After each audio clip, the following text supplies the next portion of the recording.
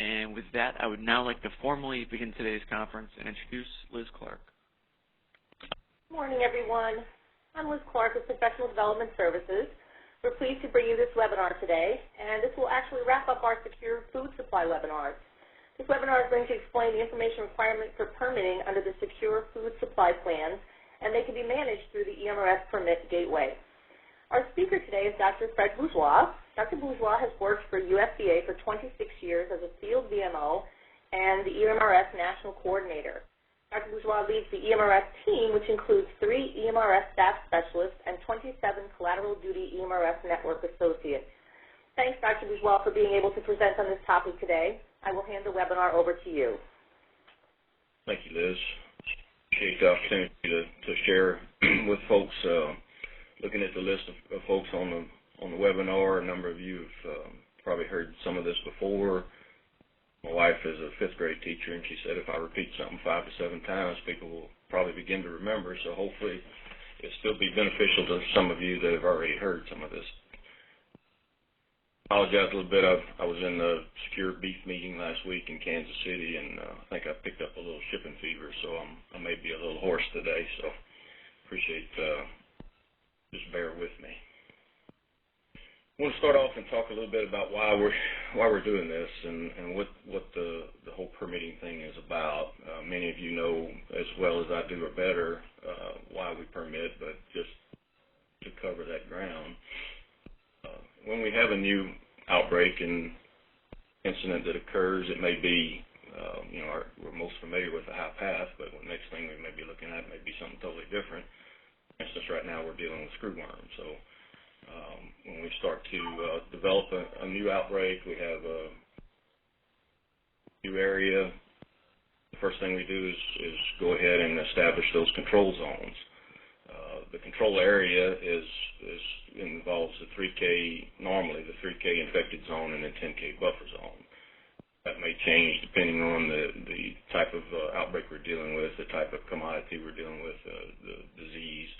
But just as an example, with high path AI, that's generally what we're looking at. We have been able in EMRS to develop an automated zone management. We struggled a bit with high path and keeping up because the pace was so fast. New premises established, new infection. It was really difficult to keep up with statusing all of those prims. But in the past year, we've developed an automated statusing that basically just picks up any premises that appears in a control zone and places a status against it in the system, so we can not only look at it on the map, but we can also pull out reports or examine a single premises and tell sometimes they're in multiple zones. And that gets to be somewhat difficult to keep up with when you get into a situation where you have overlapping zones.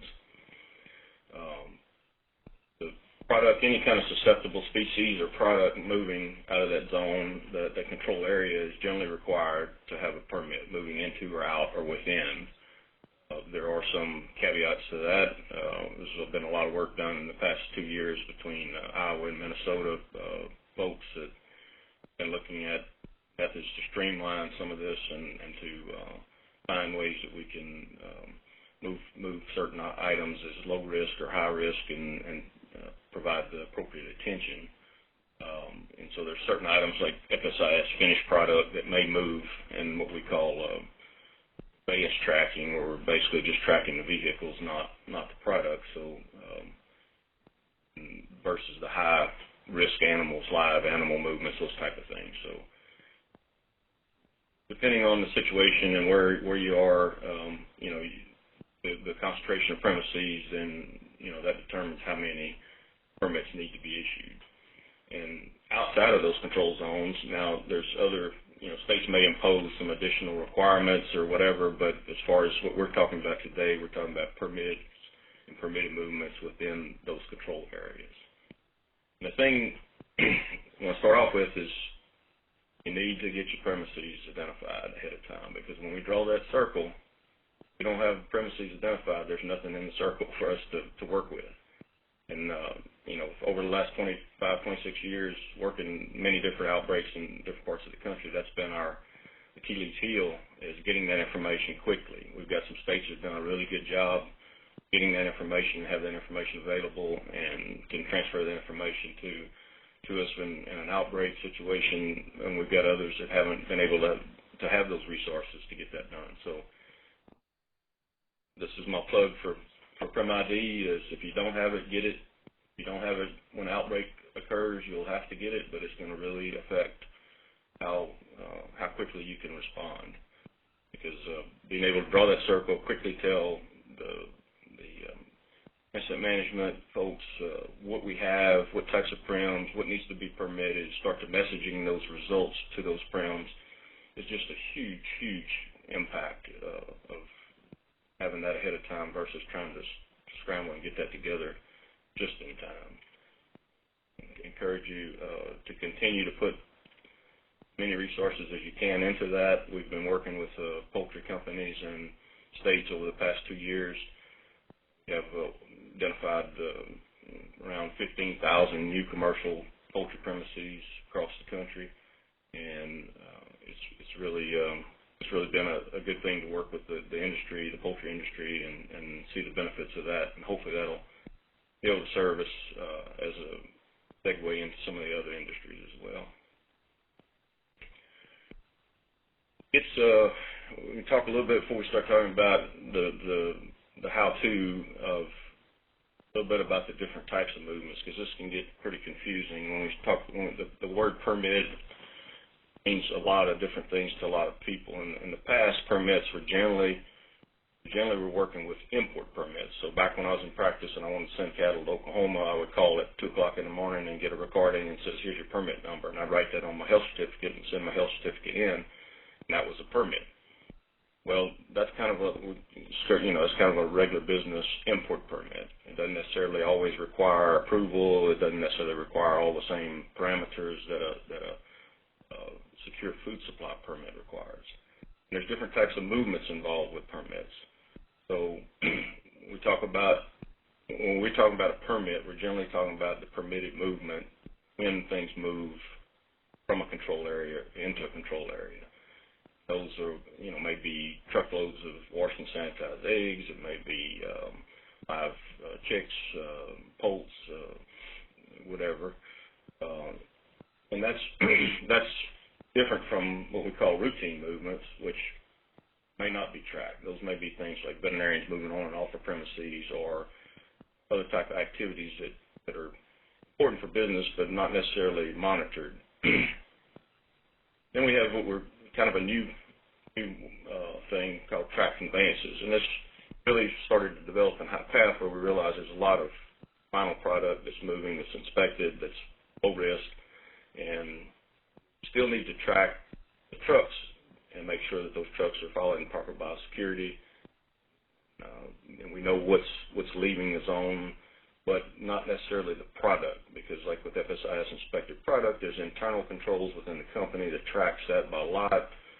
They know exactly who they sold to and where it went to, and down to the pounds of a certain type of product, and that's all for recall purposes. But we do want to know where trucks left and went to, so that we can keep other states informed if it's a low-risk product. Excuse me. Then we get into the different types of permits as well. So sometimes you'll hear that nothing moves off an infected premises. Well, that's not necessarily true. As we start depopulation and cleanup, there may be specific type permits that are issued for possibly carcasses moving to a landfill, or bedding or feed that gets destroyed at an incinerator. And so those are specific permits that are very controlled, issued locally, and allow certain types of high-risk products to move off of infected premises with a lot of controls around them. Then we get into the continuity of business permits, which is really what we're talking about here with secure food supply plans. And so they've identified different levels of risk for different types of products, and they've defined parameters around what should move or could move and what needs to be done. So even within that, we can have certain types of operational permits that may be something like animals moving to a renderer outside of a zone, versus really looking at here is the secure food is continuity of business with secure food permits is products, animals and commodities that will move to continue business. So that may be, eggs to the hatchery, liquid egg to the end user, any of those types of things that are needed, and that's really the heart of the secure food supply plans. Excuse me. So there's a lot of confusion as well around permits and permitted movements, and the reason we separate that is permit is sort of the overall agreement of we're going to move a certain type of item between two premises, and that may have to occur. There may be some agreement that needs to occur prior to that happening to get some approvals to say, okay, what's going to be required. So the permit's kind of the overall agreement that says we're going to move, I'm requesting to move X, Y, or Z type of product between these two premises. And if it makes sense, then we may be moving that product multiple times between those two premises. And so kind of separating out what a permit is and what a movement is and how that is reflected in different premises. Top item kind of reflects a single movement that also is a single permit. So that may be a one-time, I got some pullets I need to move from one farm to the layer facility, and it's a one-time deal. I've got heifers that are in a pasture. I need to move them to the dairy. They're freshening. A one-time deal. Then we've got the second situation here where you may have single premises and they're shipping things to two different premises. Doesn't matter if it's the same type of item, it's going to two different locations. So when you look at the requirements for what's required in a permit, it's an origin and a destination and a type of item.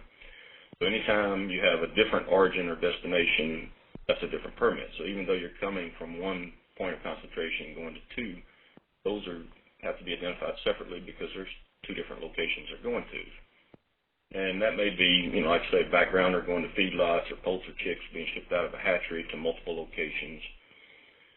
And then we look down at the third, and that would be maybe multiple farms going into one location. That could be, two feedlots that are shipping to a single slaughter plant, or eggs from multiple locations going to a breaker plant. So as you look at these, you can see if you get into multiple premises and you have a single either origin or destination premises, we start to look at that as a point of concentration. And that's where it makes the most sense to work from when you're doing these permits, is that point of concentration. So if we start talking about all these different types of movements and we start crossing state lines, it gets pretty complex. And if we have a single control zone in a single state and dealing with one type of commodity and maybe one company or two companies, that's a whole different situation from when we get into the situation we had in High Path, where we're dealing with multiple states, we're dealing with multiple different types of species, different commodities moving every which way but Sunday. And it gets really complex and hard to understand. So looking at the upper left there, the IP, that would be the big red area, would be an example of something that we had to move, carcasses that we were maybe moving off of an affected premises into a landfill or into rendering or into some other type of activity. Then within that orange circle, which would be a control zone, you might have, if we're looking at cattle, you might have a backgrounder that's in there that's near an affected prem. One of the activities we talk about, the veterinarian moving on off the premises, that doesn't require a permit.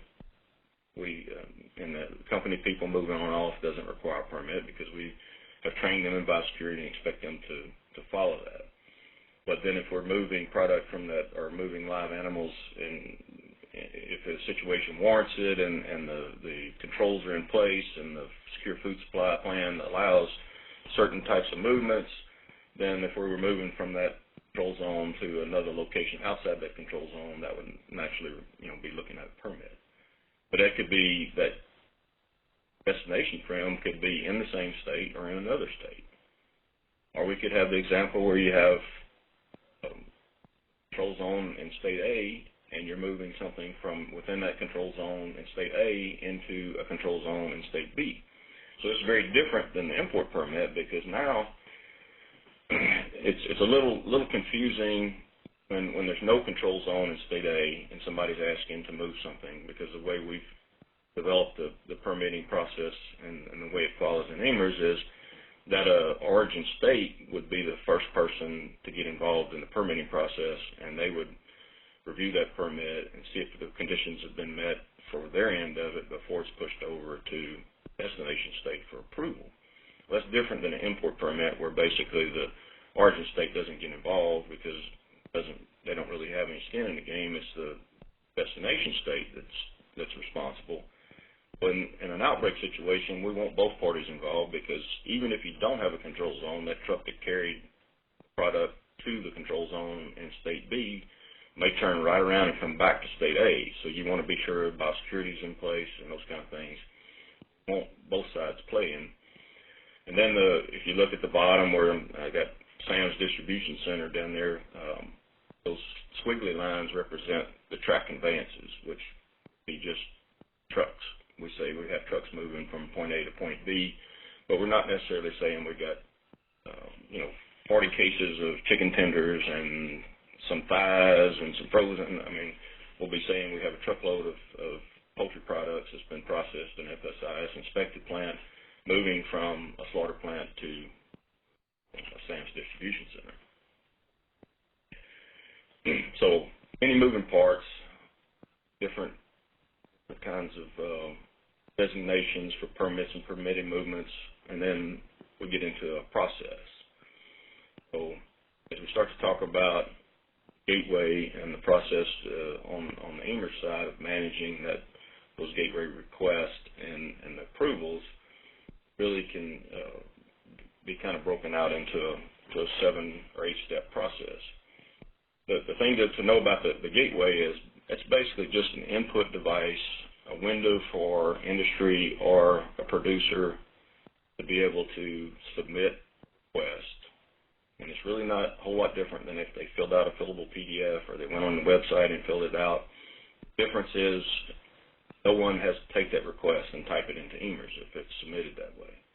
But we do allow other input methods.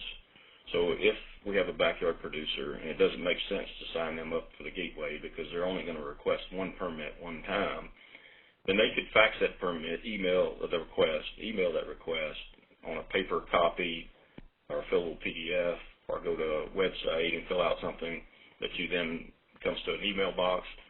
So there's other ways to input requests if we're going to use AMERS on the AMERS side for approving and managing those permits. Either way, once it hits the system, it's handled basically the same way with a few caveats.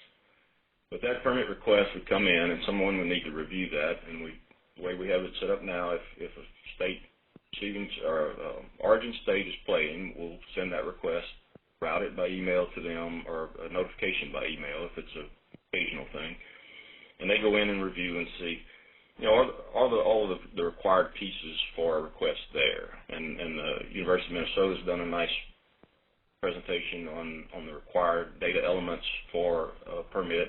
And we're just saying, do we have an origin? Do we have a destination? Do we have prem IDs? Or have we identified the type of product? All those things are basically what's required for a valid request. So once it hits AMERS, then you look at that request, see if it's valid. If it is, then the origin state can see, do I have a prem for that origin, or do I need to create one? If they have a prem and we've done this work ahead of time, then it's very simple. Push a button and it basically takes that request and turns it into a pending permit attached to that origin location. At that point, we have, if it's going to go across state lines, we have the ability for the origin state to do a review. The person who's looking at the permit request may just be, trained up to say, here, look for the required elements, see if there's a prem, go ahead and push the button, make it happen. But the person doing the review may be a higher level person who's very well versed in the secure food supply plans and says, does this origin actually meet the requirements for biosecurity or whatever is required, depending on where the control area is and opportunity to look at that before they ask the receiving state to take a look and either approve or reject that. So they do their homework, make sure everything's done, and then when they get to step 3, they basically push a button which then shares that information, shares that permit, pending permit or reviewed permit with the destination state. That destination state then has the ability, and this, people think if you're using AIMers, then you're losing some of your ability to accept or reject. That's not the case. If we have origin and destination states playing, we're just providing infrastructure. They're doing all the approvals, reviews. If we assist and they ask for our assistance, we can step in at any place in this process. But what we'd like to see is then the origin does a review, the destination goes in, takes a look, see if they're happy with everything, all the required elements are there, and if so, they accept that and approve that permit. They approve that permit. If we're dealing with the onesie-twosie backyard producer, at that point you would need to email them that permit and tell them it's approved and give them some instructions of what to do from there forward. If it's going to be the type of permit where we're going to allow repeated movements, they would have to then email you back every time they need another movement against that permit or supply any required documentation. If we're using the gateway, then once you push that button to approve that permit, immediately in the gateway, the industry representative is able to see that approval because they just basically are viewing what's happening with their permit in AIMers. It's not being stored in that gateway. If it's going to be something similar to eggs moving to a breaker every 2 days, it's going to be the same product, same 2 premises involved. They understand if there's testing or not to be required, and it makes sense in the trying to keep this down to the minimum amount of paper shuffling. It makes sense for them then to basically enter movements against that approved permit. And if they're under quarantine, that control area for 60 days, and they're going to make 30 shipments in 60 days of eggs to that breaker, then if we allow repeated movements against that permit, then they come in, it's very easy for them to add another movement, and to supply information about any requirements at the time of that movement. So if we look at this in a little different way, in a workflow, the top lane here is basically the green is what occurs in the gateway. The center, the 2 bottom swim lanes are basically what occurs on the AIMer side. But the center is responsibility, the origin state. The bottom is responsibility for the destination state. Obviously, if both the origin and destination are in the same state, then those 2 things are combined. But if the starting point would be the customer, the producer, the industry person that has access to their premises and the gateway would go in and make a request. And like I say, we'll get to that, but it's basically filling out the request much like you would anywhere else. Except when they push that button, that becomes a record in AIMers immediately. And we can pop off notifications or what have you to that, but you have the opportunity then to go in and look at that request that you're seeing in that first column there in the second swim lane and say, are all the required elements for a request here? Did they leave off the destination? Did they leave off the type of item, anything like that? It's all there, and you have an origin prem to connect it to, then all you do is push the button. If you don't, then we'll obviously need to generate an origin premises to connect the permit to the origin permit. Convert that to, once you have that origin premises and you connect that to the permit, now you've got an anchor for the origin and something we know which place we're talking about we're going to move something from. And at that point, if you review it, all the pieces are there, you're confident that the destination state will be happy with what you're sending them, then you go ahead and share that by, even when that review process is completed, that shares that security-wise, allows them to see that request and goes into a queue.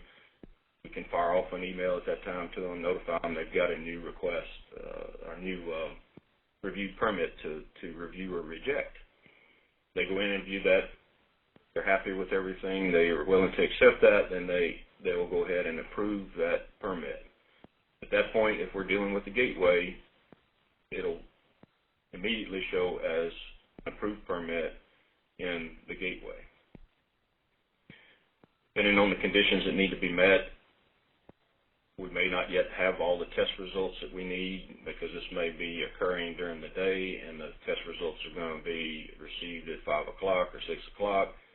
And some of the work that some of the university folks have been doing is to begin to share some of that burden and have industry step up and say, you know, we will report at the time of our movement, we will report that movement against that permit, and we will provide the documentation that says we have test results in our hands.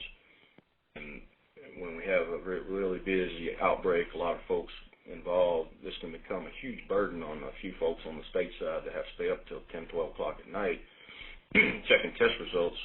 And so we're trying to streamline that and allow them to report that movement at the time they receive their test results. If we're messaging those results from the lab to EMERS, then that documentation would be there to review when you wake up in the morning, basically. So they report that movement against that permit, and that creates a record immediately in EMERS. It's visible for both the origin and destination states can see that, and as well as the industry, the producer that has access to their permit. Gives visibility of the process to all involved. They go ahead and move items, and 2 days later they're moving the same items. They can come back in and very easily just add that next movement in and their documentation, so forth and so on, until they get to the end of their approved period of time that you've allowed. Or if something happens in the meantime and we have a new infection that affects that prem, then we shut that off at that point, and there's no longer any movements. But we've got the traceability there immediately to go back on what's moved from here, when did it move, where is it at. So when that's all completed and they've moved the items they're going to move, then the permit becomes completed, and no longer can they add any additional movements to that permit. So talk a little bit about the gateway. And again, just think of it as an input device and a window for them to see their information without us having to rely heavily on email and tracking all this through email and going back and forth and having them fill out multiple documents or doing on paper or however. I mean, all those different things can work depending on the situation you're in, but we're trying to look at volume situations and making this as feasible as possible. So if they have access to the gateway, and that requires them to first sign up for EOS level 1, which is fairly simple. You go in and to the EOS site and you put in your information. They send you an email. You respond to that email, and we've done this in some trainings that we've done here recently, and it actually happens pretty quickly as they can get approved. And then we have to go in and approve them as a user in the gateway with that information, so we have really tight control on who can get access. But we need to know what company they're working with and which premises they'll need access to so that we can make those available to them in their gateway account. And if we have multiple folks that work for the same company who need access because people are in and out and they all need access to the same prems, we can share that under an umbrella, an account umbrella, and have multiple users under that account who can see the same premises and permits. If you log in and you have access, then you'll see which premises you have available for origin and destination premises. So if maybe you're only working at the hatchery, then you may only have access to initiate permits from that hatchery. So your list may be somewhat short as far as the premises that you can initiate activities from. But if you're lead veterinarian for the whole company, you may have all of those premises available. And so you see on the left, there's a number of tabs, and it's similar to a web page. So if they click on another tab there for their address book. So the address book is what premises may you be sending something to or receiving something from. So if this is a company-wide deal, then we'll make all of those premises available in that company's address book. They may not necessarily be initiating permits from each one of those, but they may be sending something to each one of those. And if we were doing something like a mail order hatchery, then they may not know till each week which premises they need to add to their address book. And those premises maybe don't exist yet in EMERS or anywhere. They may put in a request here, add an address to their address book and says, this is where I'd like to ship to this week. That request goes into the destination state. At that point, they would need to initiate the activities to create that premises in EMERS so that we can hook that pending permit to that premises. But anyway, it allows them, even if they don't have all of the premises in before an activity or before an incident, they can still add supply as needed. But if, especially with these poultry companies or any kind of industry where we've got some integration, having these identified ahead of time just makes it so much easier, because we can pre-populate all this based on the complex that's involved and the company that's involved, that particular individual. And so when they open it up the first time, all of their premises are already there, got everything correct because we've been working with them back and forth. So it makes it just really easy for them to jump in there and start making requests once they've met the conditions for surveillance or whatever, and there's been a decision to allow movement at that point. If they come in initially and they start to look at the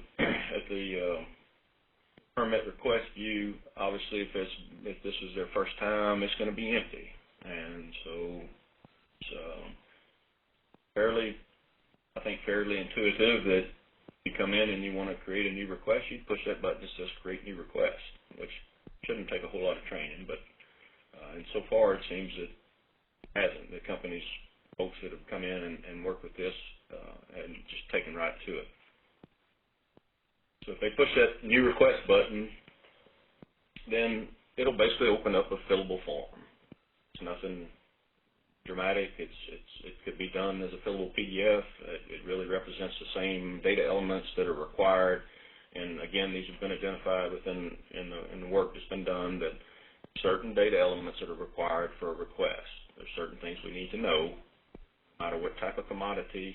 It may differ a little bit depending on the disease or the commodity we're dealing with, but most of the time it's what are you shipping from, where are you shipping from, where are you shipping to, you know, what are the dates that you're shipping, why are you shipping this, what type of items are you shipping or requesting to ship. You know, it's pretty much generic across different commodities and different diseases. So we've tried to keep it to where you'll see in the gateway right now, a lot of this stuff is poultry-oriented. The work we have planned right now will be to make these more dynamic. It'll be based on the account. When you get that account approval, if you only deal with turkeys or you only deal with chickens, that'll be all you see in your drop-downs. Or if you're dealing with milk or you're dealing with pork or whatever, it's configurable to those type of items. Basically, you come in and you say, again, when we talked about the point of concentration, when we were looking at, are we moving from a single prem to multiple prems or from multiple prems to a single prem, we like to work from the point of concentration. In the gateway, that's where we get the most bang for our buck. So, you know, some folks have an impression if you have, 100 different producers that are shipping broilers, let's say, to a slaughter plant, that each one of those producers needs to go in and request a permit.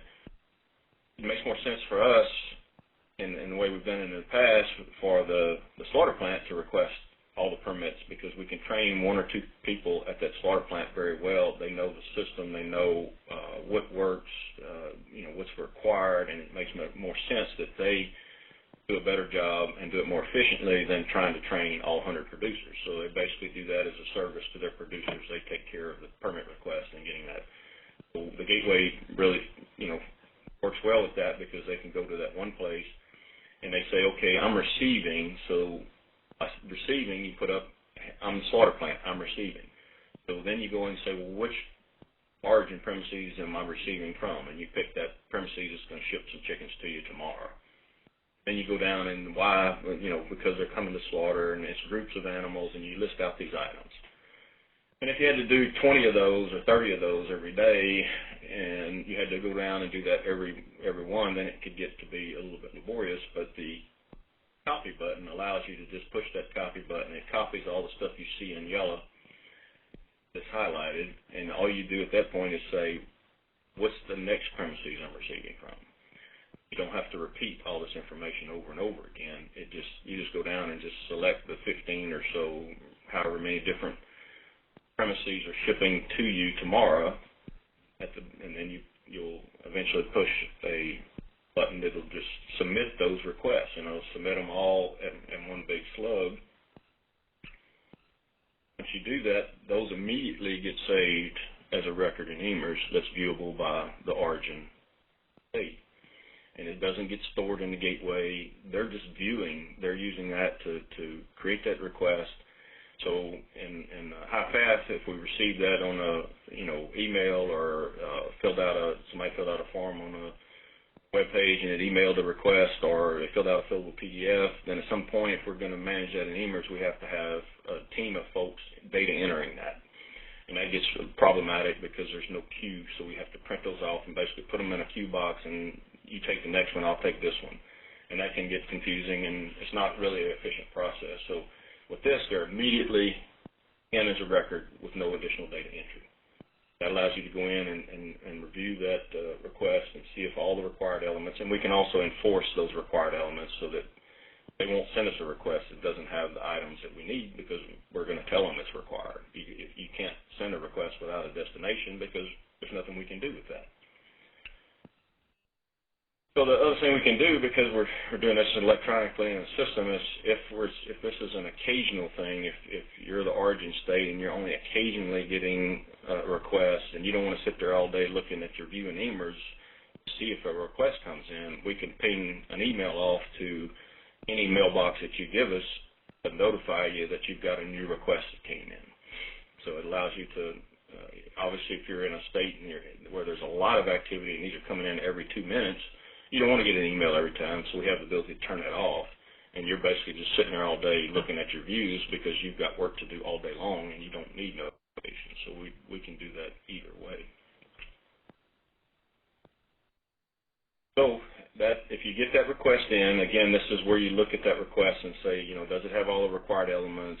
Do we have a prem or the origin? Do we even want to consider this? Is it a duplicate of something that's already been presented to us?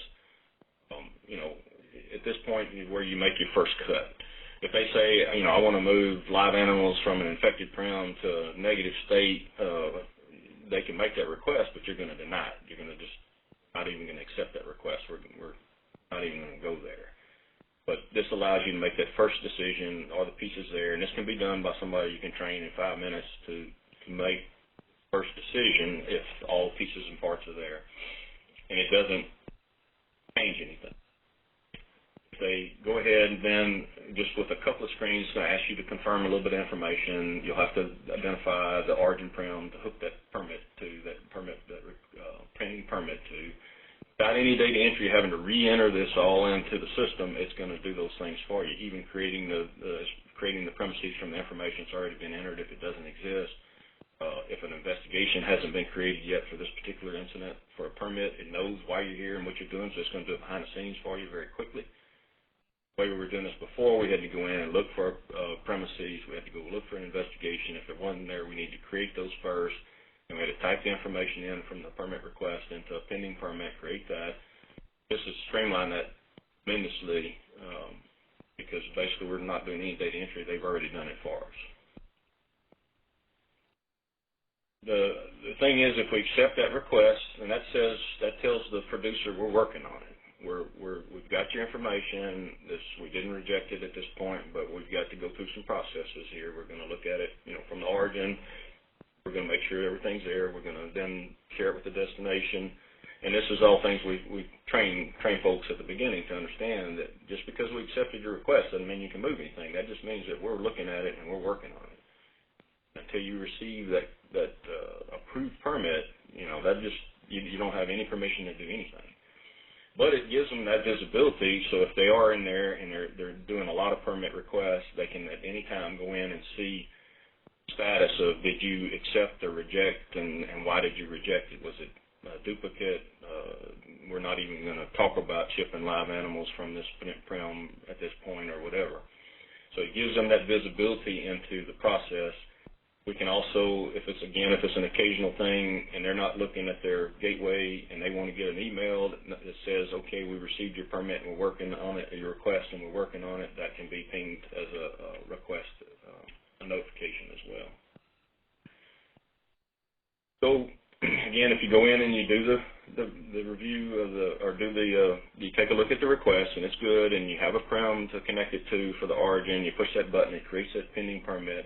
At that point, you may want someone well-versed in secure food supply to make a decision of if this is going to go to another state, do we have everything in order here before we send it to them and embarrass ourselves asking them for something that we haven't done yet. So that would allow someone to take a look at that pending permit and check that origin prim. Maybe the origin prim is in a control area, and you need to make sure that they have biosecurity plan, they've done this and that, and they've got some surveillance, and that we're allowing movements from that control area or whatever at that point. But maybe not. Maybe it's just a negative state.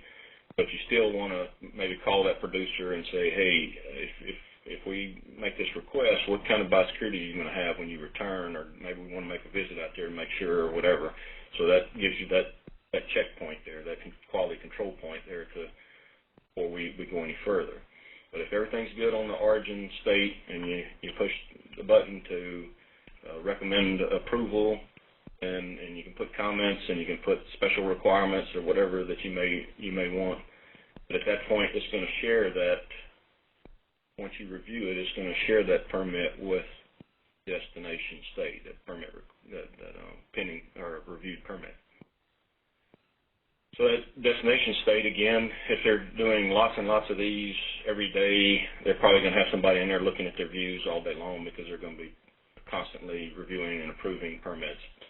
If it's an occasional thing, then again, we have a way to configure those notifications that can go to the person in that state who's responsible for approving permits. And they would know that they have a new one they need to take a look at.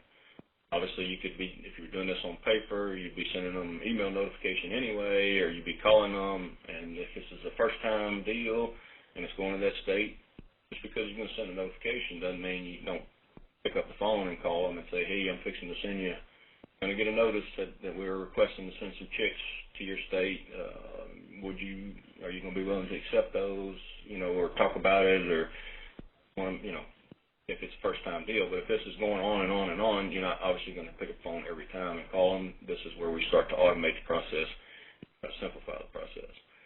No matter if you're going to approve the permit, you look at all the different parameters around that, then basically just push a couple of buttons, tell them whether it's, according to what you understand with the secure food supply plan, is it going to require testing and what type of testing, and are you going to have any special conditions that you're going to require for your state, have any additional comments, and all that can get recorded and relayed back to all parties involved. And everybody gets really wrapped around the document, and the document is no better than the information that we have, and if we don't have good information that's been verified, then the document really doesn't matter. But documents can be important. So we've developed processes that can customize the documents to each state and with their header and footer information, so that it appears to be issued from their state custom, and have different types of documents depending on the type of activity, the type of commodity to choose from. But in the past, when we did this, we would put in all the permits, and then we have to do kind of a mail merge to the documents, and it was a little bit cumbersome. Built a process now to basically store all that header, footer information, the conditions on the permit, and then as you approve that permit, it asks you, do you want to go ahead and generate a document? And at the permit level, if we're doing this over multiple movements for a period of time, that document may look very different than the permitted movement document. It may be more type of an agreement document that says, here's what we're agreeing to do, here's the period of time we're agreeing to do it, here's the overall conditions that we're agreeing to. And we understand that your responsibility is each time you move, you're going to go in and you're going to inform us of that movement, and you're going to tell us your testing or whatever at that time. and when we get to the movement level, each time they make a movement, obviously there's going to be a date involved with that particular movement, and there may be a amount of items that move that day that may be different on different days. The movement level is at a more detailed level than the permit level. Obviously, you only have one movement on a single permit, then they're kind of equivalent at that point. But the idea here was to allow a very streamlined process, allow things that are occurring somewhat low risk to occur with very little data entry, but for us to still be able to track that information becomes extremely important when we, for instance, we had to send one of my team members went down to Mexico High Pass event and sat down with the Mexican veterinarians and went through a lot of these cases and showed them that we were tracking this information, that we did have records of what moved and how it moved, and that we did the testing that was required, and that's how basically we got the market reopened, is that we had the proof there to show that we had done what we were supposed to do and had a good handle on it. So it really helps us with the trade aspects to be able to demonstrate that information. But anyway, if you push the button, it generates the permit, it attaches it, and then the beauty is it attaches it. It's available in EMERS to our folks or regulatory folks to take a look at, but it's also immediately available in the gateway for the producer to click on and open and download. This keeps us from having to email those to a distribution list of folks. When we're working with companies, I'd get a call at 9 o'clock at night, and they'd say, I don't have my permit. And I said, well, I know they did it this afternoon and sent it. Let me go look. I'd get in the system and find it and look at it and say, yeah, they sent it to so-and-so.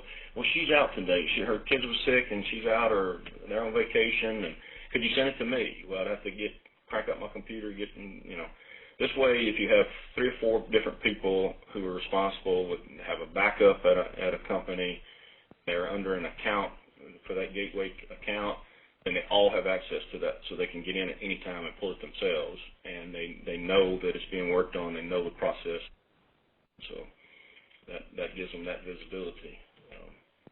And a generated document, this is just a mock-up but we have different headers and footers for a bunch of different states that we've worked with, and it just puts the pieces and parts together to merge the information of what are they moving, where are they moving from, that kind of thing, and then they've entered at the time of the movement, they enter accession numbers and negative results. Then that would appear in the negative results, so we can go back and easily pull those accession numbers if they're being messaged, cross-reference, make sure that they're actually being done.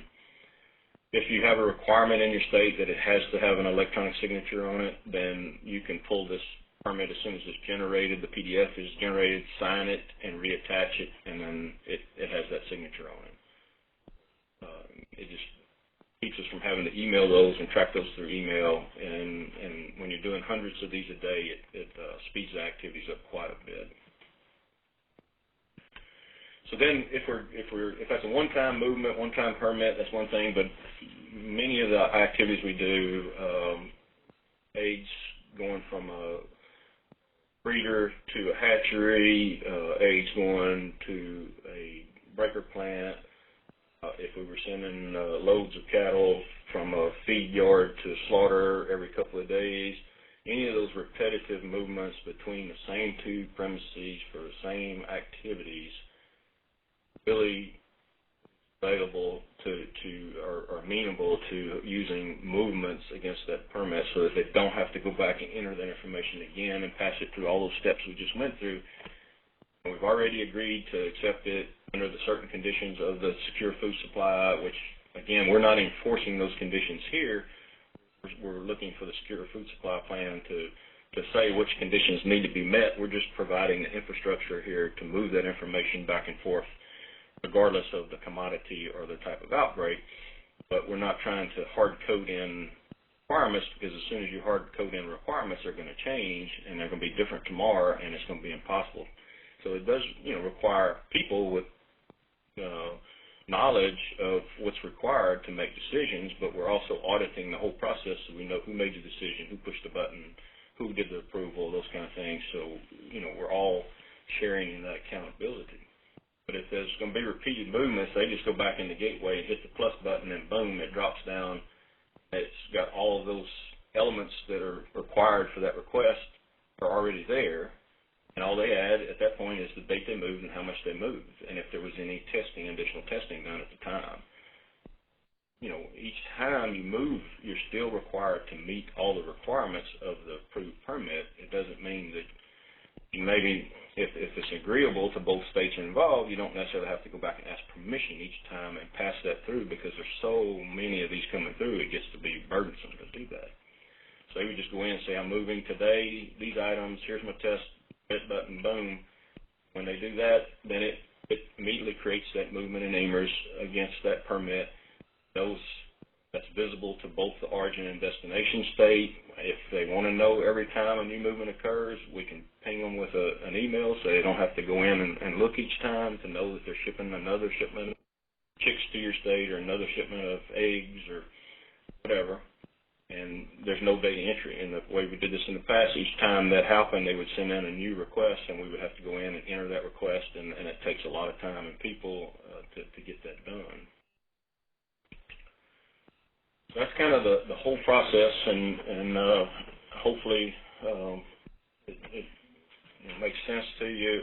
We've done 3 or 4 different training sessions now in North Carolina, Minnesota. We've got like 5 scheduled over the next few months. We've had really good participation from industry. North Carolina, I think we had 39 industry folks. In Kentucky, we had, I think, 30 plus.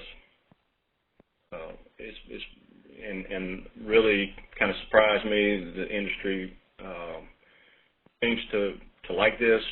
Some of the companies that are dealing with 15, 16 different states are struggling a little bit to keep up with who do they talk to, where do they send stuff. So if a state is participating, then we take care of that and we route that information.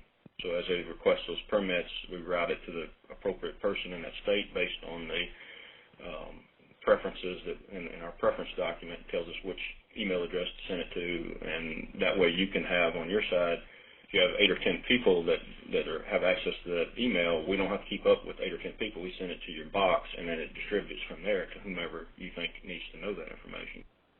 So again, we're just trying to provide a infrastructure here that's secure, that allows us to somewhat keep these things consistent across different commodities, consistent across different states. But the system itself is not going to say what you can move or can't move, or make a decision for you, or any of those things. That's, again, the secure food supply plan should be demonstrating what the risks are with different products and what can be moved, what should be, which kind of conditions should be followed, and we're just providing the infrastructure to move that information and to manage that in a secure manner. So at this point, I think we can open it up to questions.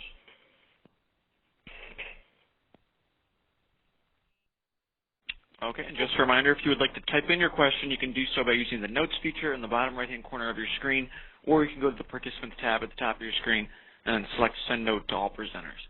And then to ask your question over the phone lines, you can press #2 on your telephone handset, and then you will be notified once your line is unmuted. Okay, Dr. Bouchard, we have a couple of written questions. The first one is, what type of testing are we required to do? Okay, so again, like I said, the purpose of this is to manage the information, to move the information, to provide infrastructure. We're not defining from the AMERS side what kind of testing you need to do. That's in each secure plan, and it depends on the commodity and the type of movement. They develop different levels of risk. They say for this type of commodity to move, you may need 2 negative PCRs within 48 hours, or you may need to do some kind of syndromic surveillance and some additional testing. So I'm not here as the expert of what testing you need to do. We're here to say here's the system that we put forth to allow movement to be managed through EMRs across different state lines. So that specifics of what you need to test, what type of testing you need to do, really needs to be directed to experts of the secure food supply plans. Okay, the next question is, for continuous movements between the same origin and destination, what do you recommend for a permit expiration date? That's really dependent on the state, the level of risk, and how fast the things are moving. So if you,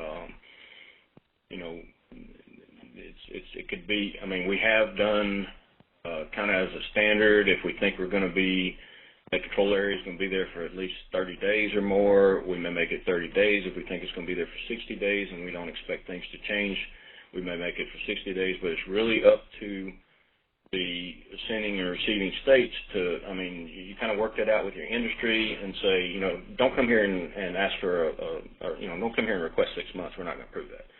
But you may say, for eggs moving to the breaker, let's go with 30 days on our initial request, and we'll reevaluate at that point. Of course, if anything changes in that time, you can cancel that, but you really need, there's no standard. It doesn't make sense. If it's a higher risk thing and things are moving a lot faster, you may want to do it for a week.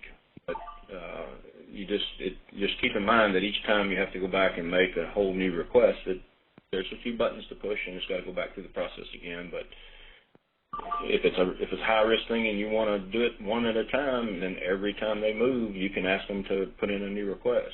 It really is flexible to whatever you consider the risk. Okay, the next question is, when a new movement request is entered against a permit, are the test results attached by the producer, and can the destination state the test results?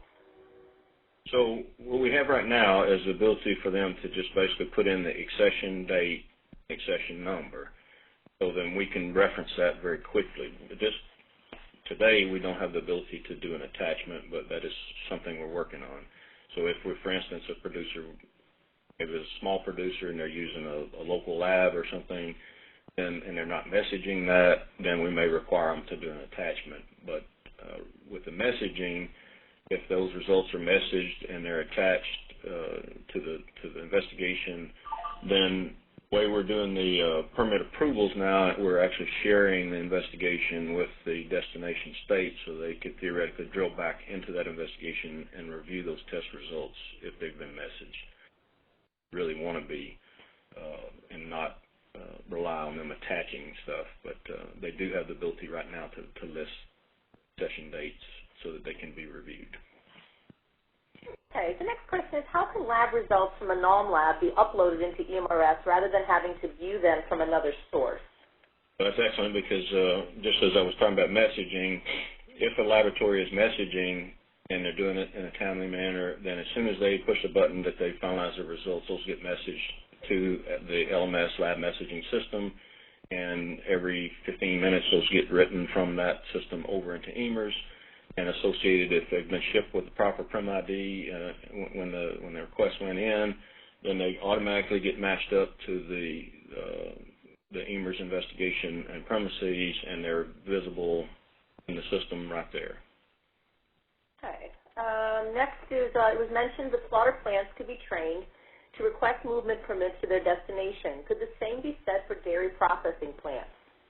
Yeah, it's actually there's really, again, in my mind, there's no difference between eggs going to a breaker plant and milk going to a bulk plant. Same business process in my mind. You have multiple locations shipping to a single point of concentration. And the same thing when it leaves that bulk plant, if it's been processed, may not necessarily not need that, or maybe a conveyance, but yes, it's very, very similar. So, and when you can actually, on the EMRS side right now, you can do milk in a request on the gateway, because we were rushed to get it out and rushed to get it out for poultry. The drop downs were hard coded to poultry, but that's going to change as soon as I get the resources. We'll basically be able to handle any commodity the same way.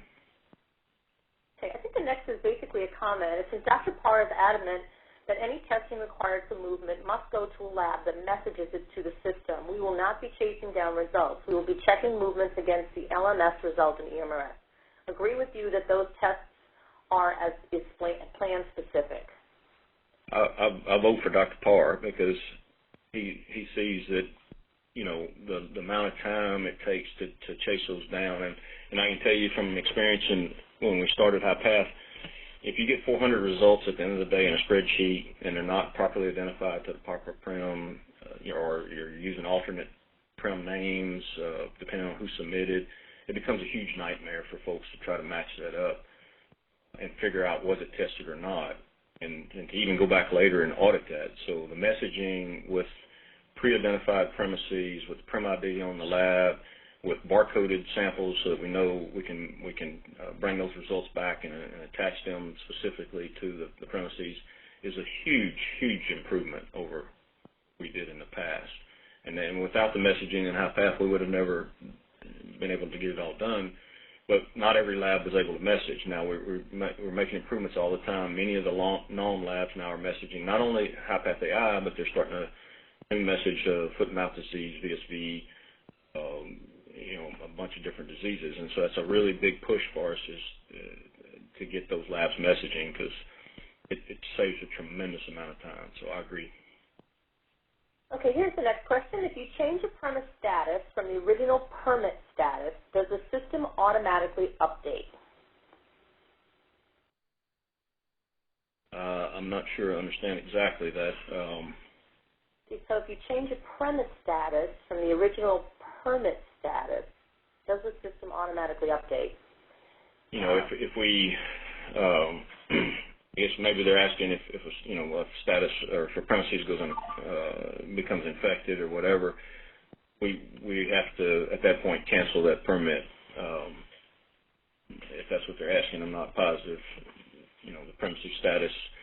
You know, if we're there doing an investigation, or we create an investigation, and the reason for the investigation was because we were permitting to that, and maybe it's not even in a control zone, but at some point it becomes in a control zone, then that would put that premises under quarantine. That's another thing in the gateway that we're looking at, is to be able to actually expose the status as far as whether the premises is in a control zone or not. That's going to be on our, you know, next enhancement as well, is to be actually, you'll be able to look at that premises in the gateway and tell whether or not it's in a control zone. Okay. Next is can the destination state see the test results? Again, if it's messaged and it's there, I mean, obviously it can be attached to the permit or to the movement, and if so, then that is visible to both parties.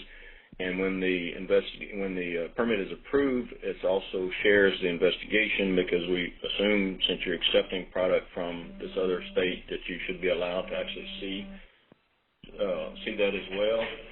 So what I haven't exactly tested, because it gets complicated, is we have the LMS results that have been messaged. If you have access to the investigation, can they see those? I have to test that, but we can, as long as those test results are attached to the investigation or attached to the permit, yes, they could see them. Okay. How are permits handled in regards to premises or control zones that cross state lines?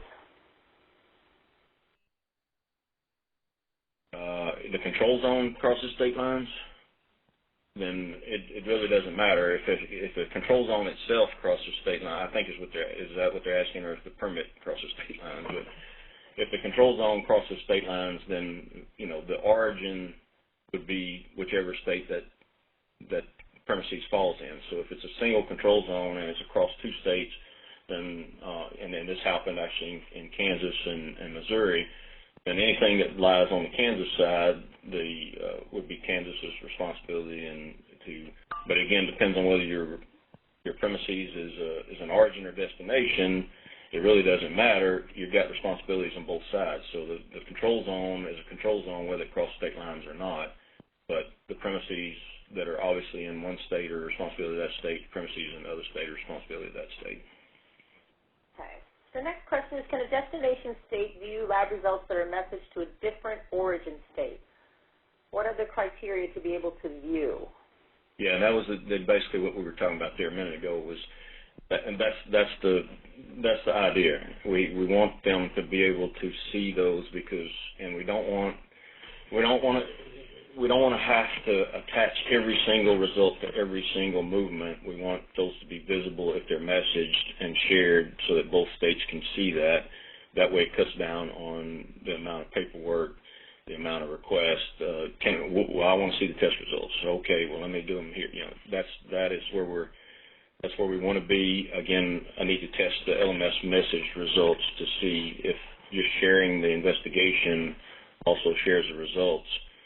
If not, then that's a pretty easy fix because it's built into the process that we're do that. But that is definitely the goal. Okay. It said it was mentioned needing more resources to get other options into the gateway for livestock. Are those financial resources or people resources or both? Well, yeah, both. A lot of the work on the EMERS interface, I'm able to do a lot of that myself, but the gateway requires a higher level programmer, and I've got access to one who's really good, but also has other requirements. So everything we do IT-wise has trade-offs, so everybody has different priorities. My priorities are my priorities, and if they let me have all the people I wanted, I would get everything I want done tomorrow. But we obviously have other systems and other concerns, so we have to always, trade off waiting on the resources we need to get. So. And the last question I have is, how will the livestock sectors find out that the gateway is ready for them to put info pre-outbreak? Well, we don't necessarily have to have them put stuff in the gateway pre-outbreak. It made sense for the poultry industry for us to work with them, get premises pre-identified and all that, but they don't actually go in and enter those premises. If we have those premises identified and we know if it's an integrated company and we know which premises belong to them, then when we set them up in the gateway, we actually populate all that information you were seeing there for them. Now, if it's during an outbreak like a mail order hatchery, they've obviously got to enter some destinations in because they're different every week. But if we're dealing with an integrated industry and we know all their premises, then in a matter of minutes can load that up for them, and they don't do any data entry into the gateway prior to an outbreak. Okay. Do we have any verbal questions? Not seeing any hands raised at the moment. Just a quick reminder, though, for those in the audience, you can press #2 if you would like to ask a question over the phone lines.